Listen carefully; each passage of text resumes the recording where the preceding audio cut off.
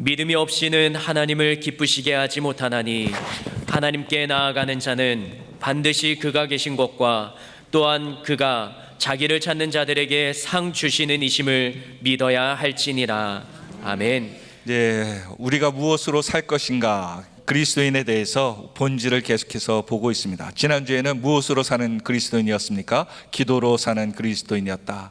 기도는 하나님과 우리의 무엇이다? 교제고 만남이다. 그래서 우리가 의무적으로 하는 것이 아니고요, 사랑해서 또한 그분을 기뻐해서 하는 것이 기도라. 기도의 본질이다. 그래서 에덴 동산에서 아담과 하와가 하나님과 대화했던 것처럼 우리의 기도도 그러한 수준까지 그 본질을 회복해야 된다라고 우리가 말씀을 나눴습니다. 오늘은 설교의 제목이 무엇입니까? 무엇으로 사는 그리스도인입니까? 믿음으로 산다. 믿음으로 산다. 그리스도인들을 대부분 우리는 신앙인이라고 표현을 하죠. 신앙인이란 뜻은 무엇입니까? 무엇을 믿고 사는 존재를 신앙인이라고 얘기하고 있습니다. 여러분, 무엇을 믿고 사십니까? 그렇죠? 하나님을 믿고 또한 예수 그리스도를 믿는 줄 믿으시길 바랍니다. 믿는다고 하면서도요, 그 믿는 것이 불분명한 경우가 있어요. 내가 예수라는 것을 알면서도 정말 믿는 것을 물질, 환경, 사람을 의지하는 경우가 많죠. 우리가 고민하면서 생각해 봐야 될 것입니다. 정말 내가 주님을 믿고 있는지 말입니다. 믿고 있는지. 여러분, 우리 성경에 보니까 다윗과 골리앗 이야기가 나오죠. 아이들 앞에서도 얘기합니다. 다윗과 골리앗이 약 3m 이상 된다고 그러니까요, 제가 키가 178이니까는 약 넉넉 잡고 2배, 엄청 큰. 근데 다윗은 여성과 같은 아이와 같은 작은 체구의 중학교, 초등학교, 요즘 중학교 하니까 엄청 크더라고요. 그러니까 초등학생 정도의 작은 아이와 같은 사람이었다. 그러니까 이 싸움은 누가 봐도 씨름을 해도, 힘겨루기를 해도, 팔씨름을 해도 답은 나와 있습니다. 그런데 다윗이 골리앗과 싸우기 위해서 나옵니다. 여러분, 그 당시에 왕이 누구였습니까? 사울 왕이었습니다. 사울은 누구를 믿는 왕이었습니까? 우상을 믿는 것이 아니라 하나님을 믿는 왕이었습니다. 다윗은 누구를 믿고 그가 살아왔습니까? 하나님이요. 같이 하나님을 믿는데 문제의 골리앗이 나오니까 어떠한 반응이 있었습니까? 한 왕은 두렵고 염려하고 마음이 떨려했습니다. 염려했다는 거예요. 그러나 어린 다윗은 못 모르고요, 아니요, 그렇게 함으로써 자신의 가문이 모두 없어질 수 있는 위기의 상황 가운데도 다윗은 어떠한 믿음은요, 하나님을 바라보는 믿음을 통해서 그 문제의 골리앗 앞에 당당히 나선 줄 믿으시길 바랍니다. 이 코로나 시대에 우리가 살면서 염려와 두려움이 있습니다. 나는 사울의 믿음을 갖고 있는가, 다윗의 믿음을 갖고 있는가, 다시 한번 돌아볼 필요가 있는 것 같습니다. 진짜 하나님을 믿었던 사람은 누구입니까? 다윗이라는 거예요. 내가 하나님을 믿는다고 하면서도 염려와 걱정과 근심이 떠나지 않고 있다면 오늘 사울과 같은 믿음을 갖고 있지 않는가. 그런데 하나님 보시기에 누구의 편에서 하나님이 역사하십니까? 제대로 믿었던 다윗의 편에서 하나님이 역사하는 줄 믿으시길 바랍니다. 예전에 한 목사님께서, 유명한 목사님께서, 큰 교회 목사님께서 이 교회를 짓다가 몇십억에 이제 교회를 증축하고 건물을 짓다 보니까 많은 빚을 교회가 안고 있었다고 합니다. 그럼에도 불구하고 이 목사님께서 유명하신 목사님이시라 부흥에 초대되어서 청빙되어서 가시게 되었죠. 그런데 그 간 교회 보니까 이 교회도 이 목사님이 섬기시던 교회랑 비슷한 상황이라 교회를 증축하다 보니까 교회 내에 파가 나눠진 거예요. 증축하는 것에 빚에 대해서 부정적인 파와 또한 부담스러워하지만 그래도 목사님이 하시자고 하고 기도하여서 한 것이기 때문에 긍정적인 파, 두 파가 있었습니다. 목사님께서 이 상황을 아시고 설교를 하시다가 다음 설교 전에 점심 식사를 거기에 있는 반대하시는 장로님들과 찬성하시는 장로님들과 함께 식사를 하시게 되었다고 합니다. 그때 마침 그 부흥에 같이 오신 목사님과 함께 그 교회에 있었던 장로님들도 같이 목사님에게 은혜를 또한 힘을 실어드리고자 같이 참석하셨는데 장로님들끼리 이야기가 식사 시간에 이루어진 거예요. 그러자 이 부흥 강사 목사님 편에 오신 장로님들께서 지금 이 부흥회를 하고 있는 교회 장로님들에게 이렇게 얘기했다고 합니다. 장로님들, 교회 뒤에 조그만 산이 있는데 그거 사야 될 것 같습니다. 이렇게 얘기한 거예요. 예, 웃으시지 않네요. 지금 이 교회가 무슨 문제가 있다고요? 재정 문제로 인해서 다들 예민해하고 있는데 그곳에 뭐 하라고요? 뒤에 그 교회 그 산을 사면은 교회가 나중에 부흥하면 더 좋은 그 부지를 마련할 수 있을 것 같다면서 얘기하는 거예요. 그때 부흥 강사 목사님은 굉장히 뜨끔했다고 합니다. 이분에게 이런 얘기를 하면 불난 곳에 뭘 지르는 거예요? 기름을 붓는 거나 같은 거라. 그렇게 조심스럽게 그 상황을 마무리하셨다고 하죠. 그러면서 목사님께서 이제 다음 설교를 준비할 때 마음의 감동이, 하나님의 음성이 들렸다는 거예요.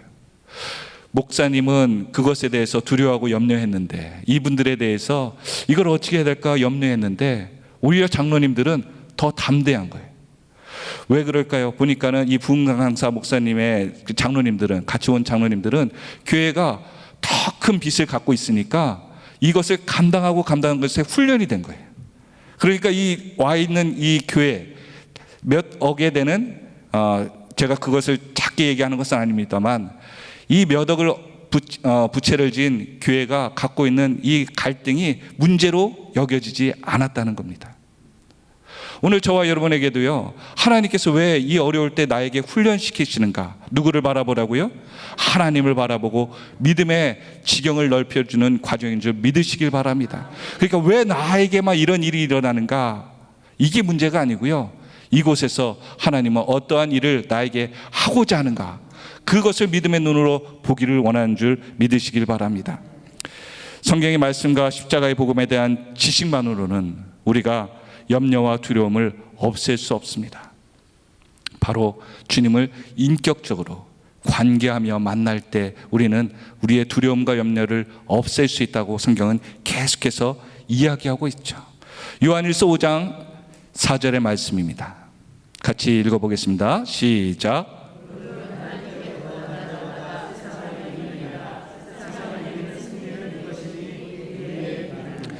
예, 세상을 이길 수 있는 것은 돈이요, 명예요, 힘이 아니라 무엇이라고요?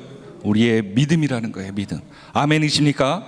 나에게 믿음이 있느냐 없느냐가 이 세상을 살아가는데 정말 하나님 보실 때 핵심적인 능력이 힘이라는 거예요. 왜 우리는 믿음으로 살아야 됩니까?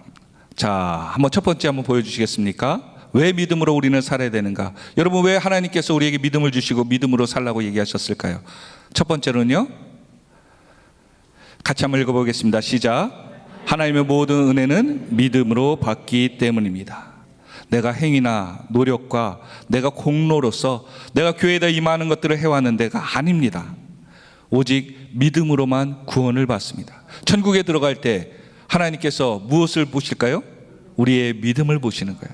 내가 나를 구주로 믿느냐, 그 믿음을 보시고 천국에 들어갈 수 있는 것이에요. 그런데 우리가 많은 것들을 다른 것들로 시간을 뺏기고 있어요. 하나님 앞에 그것이 믿음인 양 착각해서 말입니다. 그런데 축복도 은혜도 믿음을 통해서만 받을 수 있다는 것을 꼭 기억하시길 바랍니다. 또한 두 번째로는요, 왜 우리는 믿음으로 살아야 됩니까? 시작. 믿음으로 살아야 하나님이 세상에 증거되기 때문입니다. 여러분, 우리가 하나님 앞에 순종하지 않으면요, 세상이 하나님이 계신 줄 모릅니다. 무엇을 결정하더라도요, 우리가 누구의 뜻에 따라서요? 하나님의 뜻에 따라서 살고 결정해야지 세상 사람들이 누구를 바라보는 거예요? 하나님을 알 수 있고 하나님을 바라볼 수 있는 거예요. 왜 세상 사람들은 하나님을 알지 못할까요? 하나님을 만나지 못했기 때문에. 그 만나지 못했던 이유는 무엇입니까? 그들이 알고자 하는 마음이 없기 때문입니다. 오늘 저와 여러분에게도 믿음으로 살아가면서 내가 왜 믿음으로 결단하고 믿음이 내 삶 가운데 필요한가? 하나님이 내 삶 가운데 역사하시기 위해서입니다. 여러분, 내 삶 가운데 어제 하나님께서 어떻게 역사하셨나요? 곰곰이 생각해 보면 내가 주님과 함께 했던 시간들이 주님께서 원하신 대로 행동했던 것이, 살아냈던 것이 얼마나 있을까요? 성도들은 2번 감사한다고 하죠. 어떤 문제가 있을 때 문제가 이루어질 것에 대한 감사를 먼저 하고요. 또한 이루어진 후에 감사를 한다고 합니다. 여러분은 어떠한 감사를 먼저 많이 하십니까? 그런데 놀라운 사실은 믿음의 감사는요, 전일까요? 후일까요? 전에 하는 감사가 믿음의 감사라는 거예요. 우리의 삶 가운데 이루어진 다음에 감사하는 것들은요, 세상의 감사일 수도 있지만 세상의 감사도 포함되어 있습니다. 여러분, 이루어지지 않으면 감사 안 할 겁니까? 우리가 살면서 하나님 앞에 감사하는 것은 먼저 감사할 수 있는 믿음의 눈, 믿음의 선포가 있기를 예수 그리스도의 이름으로 축원드립니다. 그렇습니다. 믿음의 사람만이 먼저 감사할 수 있습니다. 왜? 하나님만이 하실 수 있는 일이기 때문에. 하나님을 인정하는 거예요. 그렇다면 어떻게 하면 우리가 큰 믿음으로서 살 수 있을까요? 자, 한번 볼까요? 히브리서 12장 2절의 말씀입니다. 자, 같이 읽어보겠습니다. 시작.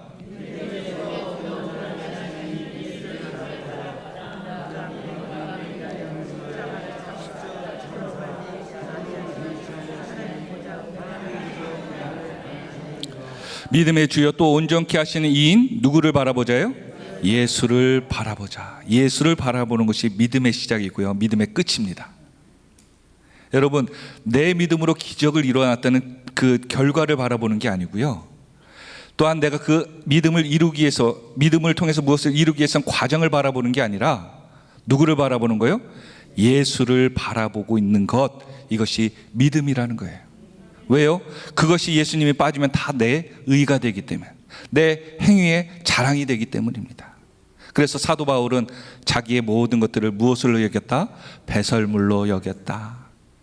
여러분, 아기야 태어나면 색깔을 보고 건강 상태를 안다고 하지만 우리는 얼른 나오고 냄새라도 빨리 빠지길 원해서 그곳을 빠져나오길 원하는데, 사도 바울은 자신의 모든 자랑할 수 있는 명예, 학력, 부유함을 다 배설물로 여겼다고 하는 거예요. 우리가 교회 다니면서 신앙생활하면서 하나님 앞에 간증할 수 있는 게 뭐예요?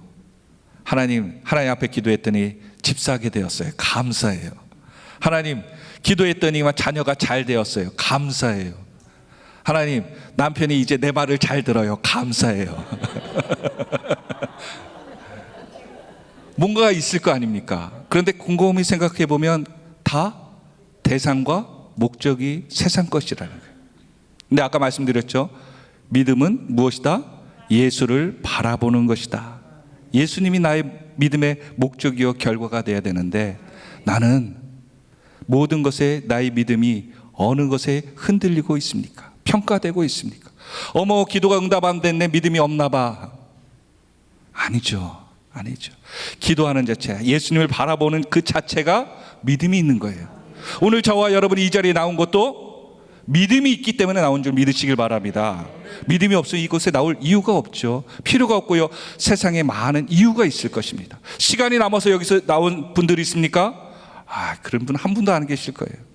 내가 그 조그만 이유라도, 허리가 쑤셔서 못 나올 것 같네, 다리가 저려서 못 나올 것 같네, 다리에 가시가 박혀서 못 나올, 충분히 이유가 될 수 있는 수많은 것이 있음에도 불구하고 나온 이유가 무엇입니까? 예수를 바라보기 때문에 믿음으로 나왔다는 거예요. 내 안에서 기쁜 일을 시작하신 그분.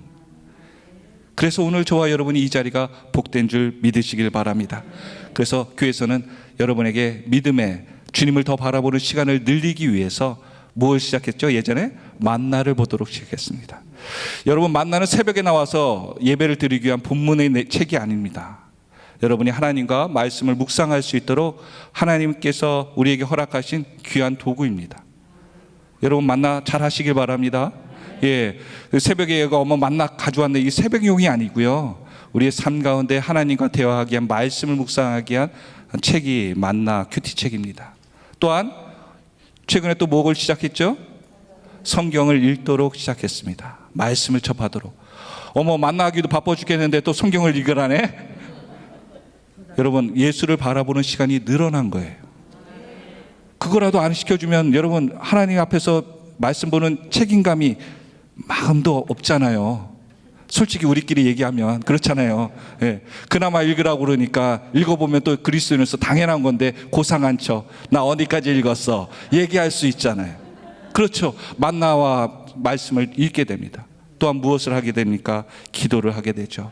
수능 기도회라고 해서 우리 한 인도하시는 목사님께서 그런 얘기하죠. 수능생이 없더라도 나도 그 처지가 될 것을 믿고 그 자녀를 내 자녀로 생각하여서 같이 기도하시길 바랍니다. 어우, 마음에 감동이 있습니다. 그렇죠. 저는 사역자들은 매해 수능생들을 낳고 있습니다. 그렇죠. 참석을 다 하면서 기도하고 있죠. 우리가 기도의 지경이 넓어져서 이제는 만나, 또한 성경 읽기, 또한 수능생들을 위한 기도, 자꾸 우리가 주님과 접하는 시간이 늘어나고 있어요. 여러분, 내가 그전에는 주님과 대화하던 시간, 주님을 생각하던 시간이 얼마나 있었습니까? 어느 때 있었어요? 예, 식사 기도할 때. 그런데 식사 기도할 때 여러분 기억나십니까? 어떤 기도를 대부분 드렸습니까? 예, 눈만 꾸벅꾸벅, 자, 밥 먹자. 그럼 주님께서 옆에서 물어보죠. 도대체 식사 기도 뭐 했냐? 주님도 다 아시잖아요. 다 그거 좋은 거 주셔서 감사하다고 대충 했습니다. 그것이 주님과의 만남의 삶이었어요. 그런데 이제는 만나라는 것, 또한 성경 읽기를 통해서 기도에 대한 부담감, 책임감이, 숙제가 하나 더 생겨서 주님과 교제할 수 있는 시간이 늘어나는 것입니다. 그리스도인은 당연히 하나님과 교제하는 시간이 적어야 될까요? 많아야 될까요? 많아야 되는데 우리는 그 육신이, 쓸모없는 육신이 그렇게도 약하여서 주님과 함께하는 시간이 적었던 것을 고백하게 되죠. 그래서 대표 기도로 나오신 분들이 대부분 뭐라고 기도합니까? 죽일 것 같은 죽일 놈의 우리를 용서하여 주시옵소서. 맨날 우리를 죽여달라고 하는 그 대표 기도. 하나님 앞에 영광 돌리는 것보다는 맨날 우리는 죄인이야, 실패하고 넘어진 사람이야. 매번 승리하는 삶을 하나님께 영광 돌리는 것보다는 매번 회개가 하나님 앞에서 주된 목적이 되는 연약한 존재예요. 그런데 오늘 저와 여러분이 하나님 앞에 나와서 기도하면서 느끼는 것은 우리가 24시간도 하나님과 동행할 수 있다 없다? 대답이 예. 우리가 하나님과 24시간 동행할 수 있어요 없어요? 여러분 잘 대답하시기 바랍니다. 왜냐하면 우리가 여기서 24시간 동행할 수 있다라고 얘기하지, 천국에 가면 24시간 누구와 함께 살아요? 하나님과 함께 살 수 있습니다. 이 모습 그대로 천국 간다고 생각해 보십시오. 다 두려움이 갑자기 엄습하죠. 이 모습 이대로 가면 내가 하나님과 24시간 동행하던 시간들이 대폭 늘어나야 되는데 많은 생각들이 들 것입니다. 그런데 결국 우리가 신앙생활 한다는 것은 어디에 합당한 삶을 살기 위해서요? 천국에 합당한 삶을 살기 위해서 우리가 훈련하는 것입니다. 생각도, 하나님과의 대화도. 올라갔는데 하나님 보더니, 저번에 말씀드렸죠. 하나님들 말로만 들었던 하나님이 이제 뵙습니다. 하나님도 낯설어요. 누구세요? 얼마나 낯선 광경입니까? 마치 부부가 처음 만나가지고 결혼식장에서 처음 뵙습니다. 이거 마찬가지 아닐까요? 그런데 우리가 이 땅에서 주님과 교제를 하고 있으면 평소에 만났던 하나님 더 좋죠. 이제는 그 결혼하는 이유, 젊은이들이 결혼하는 이유 아닙니까? 그렇죠. 연애하는 시간이 이제 아까워서 같이 살자 해서 결혼하는 것처럼 우리가 천국에 갔을 때 주님이 낯설지 않고, 천국이 낯설지 않고, 우리가 생각하는 것이 낯설지 않는 그곳, 그것이 천국이 되어야 될 줄로 믿습니다. 천국 갔을 때 자꾸 힘들어하면 안 됩니다. 그럼 천국에는 어디예요? 거기 가야 돼. 그러니까 우리가 천국에 맞는 삶을 살 수 있도록 여기부터 우리의 체질과 생각과 우리의 마음을 바꾸는 훈련을 해야 될 줄로 믿습니다. 천국을 준비하며 살고 있습니까? 보험도 그렇잖아요. 우리가 조금만 아플 거 하기 위해서, 아까도 여기 앉아있다 보니까 연락이 왔어요. 하더니 암보험 드실래요? 그래요. 들 수도 있지만 그 이유가 뭡니까? 내가 미래에 준비를 하라는 것이죠. 육체에 대해서 준비를 하고 살고 있는데 영혼에 대해서 나는 얼마나 투자하고 얼마나 준비하며 살고 있습니까? 그래서 여기에 성경에 보니까는 에녹이라는 단어가 나옵니다. 히브리서 11장 5절과 6절의 말씀입니다. 같이 읽어볼까요? 시작. 믿음으로 에녹은 죽음을 보지 않고 옮겨졌으니 하나님이 그를 옮기심으로 다시 보이지 아니하였느니라.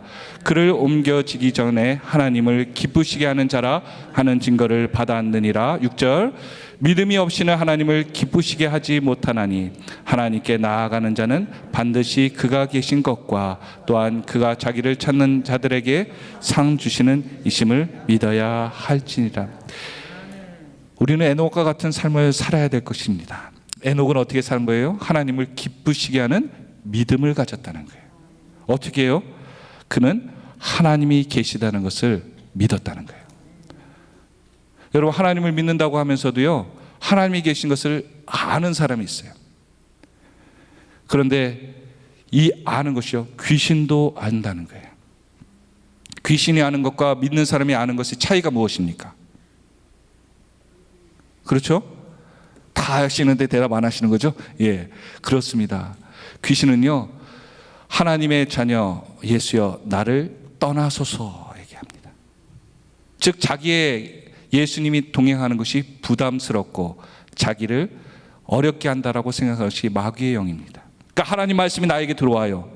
그러면 내가 아멘으로 받아야 되는데 이건 내 얘기가 아니야 라고 하는 것은 하나님이 주는 영의 소리가 아니라는 거예요.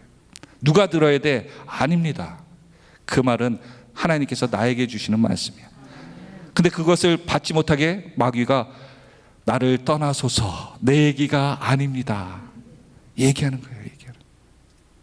우리 행위로서 의롭게 된다 안 된다? 안 된다고 말씀을 드렸습니다. 그래서 많은 분들이 그래요. 우리가 지혜를 모아서 교회를 하나님의 모습대로 만들자라고 얘기하는데요, 그것은 바벨탑과 같은 것입니다. 근데 바벨탑의 결과는 어땠습니까? 자중질환이 일어났어요.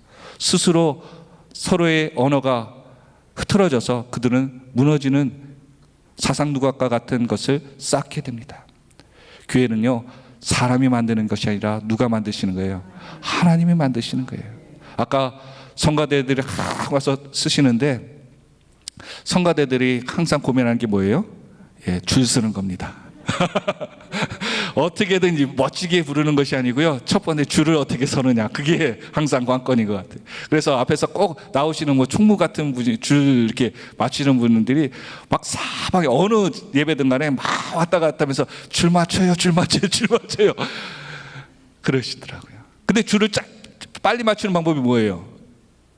야, 빨리 너가 서, 발로 미는 것이 줄 맞추는 게 아니고요, 딱 지적하는 사람이 빨리 와서 도와주면서 쓸 때 그 일이 한 번에 진행될 수 있죠. 말씀도 마찬가지인 것 같아요. 네가 들어야 돼, 네가 들어야 돼. 아닙니다. 그렇죠. 내가 아멘으로 받고 내가 그것에 순종하면요, 하나님은 내가 맞는 말이 아닐지라도 더 좋은 것으로 역사하는 줄 믿으시길 바랍니다. 그렇습니다. 지혜자는 듣는다고 잠언에서 얘기하고 있어요. 미련한 자는 그것을 듣지 않는다라고 얘기하고 있습니다. 그래서 우리는 알고 있잖아요. 이 말씀은 누구랑 같이 들었으면 좋겠는데 그 사람은 자리에 없어요. 하나님 말씀은 이런 것 같습니다. 아무튼 에녹은 하나님을 기쁘시게 하는 방법을 알았는데 하나님이 계시다는 것을 믿었다는 거예요. 스바냐 3장 17절의 말씀입니다. 같이 읽어보겠습니다. 시작. 그는 구원을 베푸실 전능자이시라. 그가 너로 말미암아 기쁨을 이기지 못하시며 너를 잠잠히 사랑하시며 너로 말미암아 즐거이 부르며 기뻐하시라 하리라. 아멘. 하나님은 우리가 믿음만 갖고 하나님만 바라봐도 하나님은 기뻐서 어쩔 줄 모른다는 거예요. 우리 할머님들이, 할아버님들이 보니까 핸드폰에 보면 누구 사진이 제일 많이 들어있어요? 아우, 손주 그거 무릎 꿇고 빨고 할 정도로 그렇게 사진이 있는 것처럼 하나님도요, 여러분이 하나님을 사랑하고 하나님을 마음에 둔 사람을 그렇게 기뻐하시고 마음을 두시고 생각하신다라고 성경은 얘기하고 있습니다. 왜 안 믿어지는가? 하나님께 교제가 없기 때문에 우리가 안 믿어지는 것뿐이에요. 하나님께서 하나님이 계시다는 것을 믿어지면 하나님께서 그 사람을 에녹과 같이 귀하게 보는 줄 믿으시길 바랍니다. 또한 에녹은요, 이 가운데서 우리가 방금 읽었던 것처럼 히브리서 11장 5절과 6절에 읽었던 것처럼 그를 찾는 자에게 무엇하는 거예요? 상 주시는 분이라는 것을 믿었다는 거예요. 하나님께서 주시는 상이 무엇일까요? 여기 보니까요, 하나님을 찾는 자에게, 이 찾는 자의 원을 보니까요, 반드시 찾아낸다는 거예요. 그냥 찾는 신용하고 끝나는 것이 아니라, 기도하면요, 기도하는 거로 끝나는 것이 아니라, 기도하여 누구를 만난다? 하나님을 만날 때까지 기도하는 것이 기도한다는 것처럼, 하나님을 찾는 자에게 상 주신다고 그랬을 때, 이 찾는 것은요, 하나님을 찾아내는 그 사람에게 하나님을 최고의 상을 주시는 거예요. 믿음의 최고의 상은 무엇일까요? 여러분, 믿음의 최고의 상 무엇일까요? 아멘. 그렇습니다. 박수 한번 쳐주십시오. 그렇습니다. 믿음의 최고의 상은요, 우리가 우리의 기도한 것이 응답되는 것이 아니라 하나님을 만나는 것이다. 내가 믿음이 있는데 하나님을 만나지 못하면 이것은 세상의 다른 믿음과 같다는 거예요. 하나님을 만나는 믿음이 내게 있도록 우리는 전력 질주해야 될 줄로 믿습니다.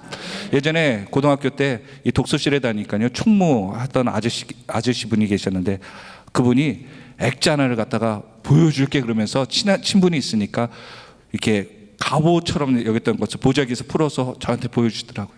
무언가 봤더니 대통령과 청와대에서 이렇게 인사하고 뭐 하던 장면이 사진으로 딱 들어가 있는 거예요. 액자가 귀중했어요? 사진이 귀중했어요? 사진이 귀중했어요? 그 안에 있는 내용이 귀중했어요? 그렇죠. 우리가 하나님 앞에서 감사할 내용은요, 하나님께서 우리의 기도를 이루어 주신 것도 감사할 것이지만, 더 우리가 감사해야 되는 것은 하나님이 나와 함께 하셨다, 하나님이 나를 만나 주셨다, 그 믿음이 우리에게 더 감사로 와야 된다는 거예요. 자꾸 우리는 선물에, 응답에 우리의 관심이 가면요, 시험 들어요. 미혹되기도 쉬워요. 왜냐하면 안 들어주면 삐지잖아. 우리는 시험 든다고 자꾸 삐지잖아.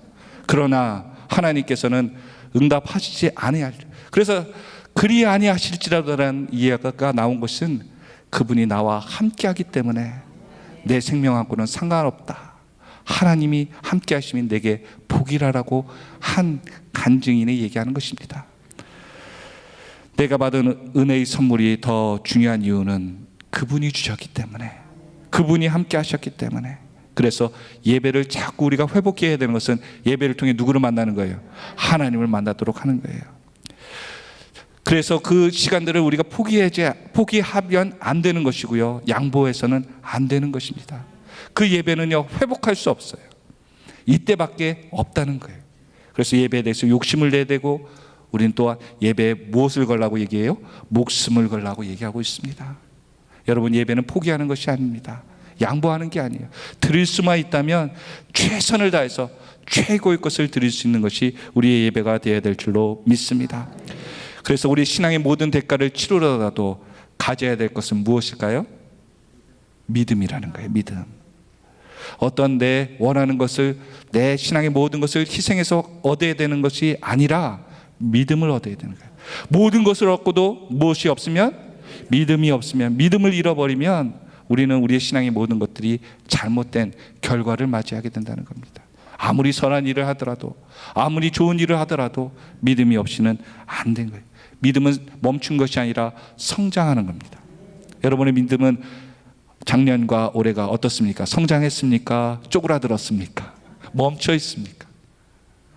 내가 곰곰이 생각해 보면 이전에는 같은 환경 가운데 믿음의 반응들이 있을 거 아니에요.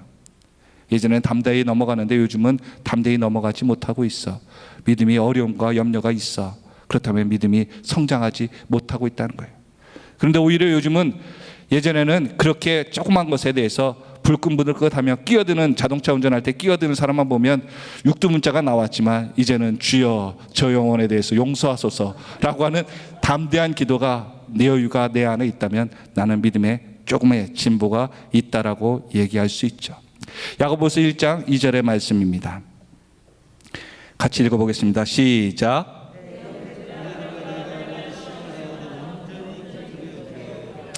여러분, 증상만 쫓아가는, 결과만 쫓아가는, 환경만 쫓아가는 신앙인들은요, 시험을 당하면은 기쁘게 여길 수 있을까요? 없을까요? 시험 듭니다. 그런데 말씀에 근거해서 믿음을 가진 건강한 분들은 하나님께서 이 환경 가운데 분명히 하나님의 약속을 이루어 주실 것을, 말씀을 이루어 주실 것을 믿기에 이 시험을 어떻게 여긴다고요? 방금 다시 한번 보여주시겠습니까? 야고보서 1장 2절. 믿음을 어떻게 해요? 온전히 기쁘게 여길 수 있는 믿음이 나온다는 거예요. 나에게 부딪히는 환경들, 사람들이 있으니까 여러분, 그것은 시련이 아니라 나에게 무엇을 이루는, 온전한 기쁨을 이루는 과정이라는 거예요. 그래서 그것을 위해서 우리가 말씀을 봐야 된다는 겁니다. 말씀을 제쳐놓고 우리가 기도와 특별히 우리의 기도의 응답들에 우리 신앙들이 초점이 되어 있다면 건강한 믿음 생활을 할 수 있기가 어렵습니다. 예전에 종말론, 주님이 오신다라고 해서 몇 번 이 나라가 들썩들썩할 때가 있었습니다. 심지어 올바른 교회 목사님들도요, 기도하다가 주님께서 오신다고 해서 성도님들에게 준비시켰다는 그러한 부끄러운 일들도 있었다고 하는 거예요. 왜요? 말씀에 근거하지 않고 경험과 환상에만 집중했기 때문에 분별하지 못했던 거예요.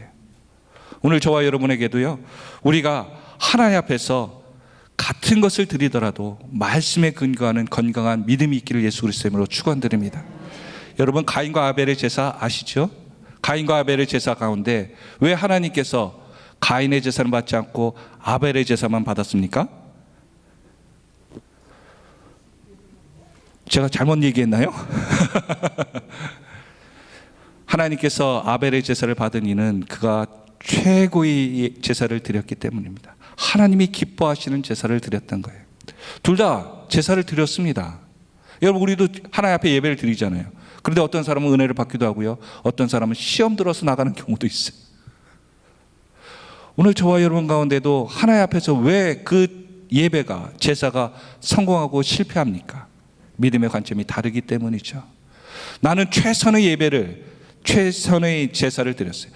가인은요, 자신이 가지고 있는 것 중에서 최선의 것을 드렸습니다. 그러나 아벨은 자신의 것을 넘어서 마음을 다하여 하나님이 기뻐하시는 최고의 제사의 제물을 드렸다는 거예요.